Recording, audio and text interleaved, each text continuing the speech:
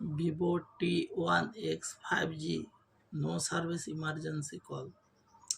ফোনটি আসলে প্রাথমিক স্তরে আমরা যে চেকগুলো সেগুলো করে নেব, যেমন baseband version, IMEI number checking, band selection অর্থাৎ হচ্ছে 2G 4G 3G এগুলো ব্যান্ড আসছে কিনা, সিলেকশন হচ্ছে কিনা এগুলো চেক করে নেব। এয়ারটেল সিম লাগানো সত্ত্বেও 3G 2G এগুলো আসছে না, অনলি 4G। সম্পূর্ণ হার্ডওয়্যারগতভাবে প্রবলেম আছে। নেটওয়ার্ক সেকশনটি সিল রিমুভ করে নেব। এখানে ভিডিওটি ফাস্ট ফরওয়ার্ড করা আছে। রিমুভ করে ক্লিনিং করে নেব।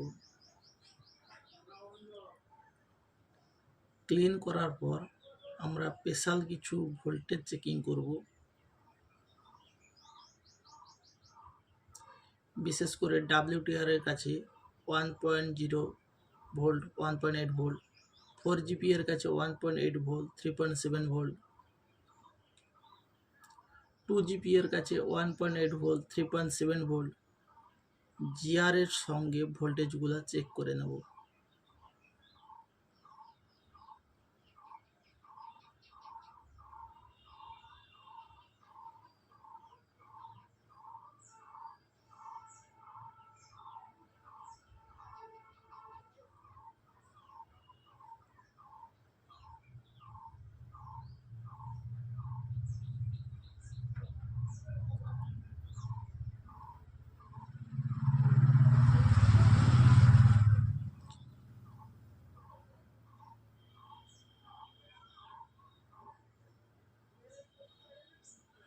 টু জিপি ও 4GP এর কাছে 1.8, 3.7 ভোল্ট ওকে আছে, কিন্তু WTR এর কাছে 1.0, 1.8 ভোল্ট লাইন আসছে না।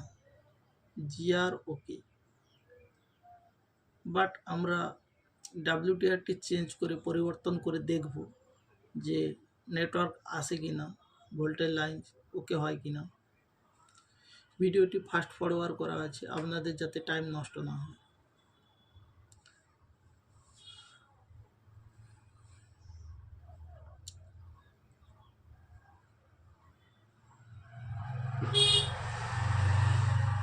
WRটি চেঞ্জ করে মাদারবোর্ডটি অ্যাসেম্বল করে নেব।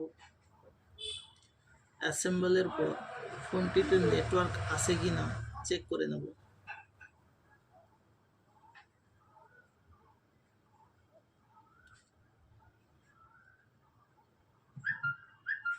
ভোল্টি সমেত নেটওয়ার্ক চলে এসেছে।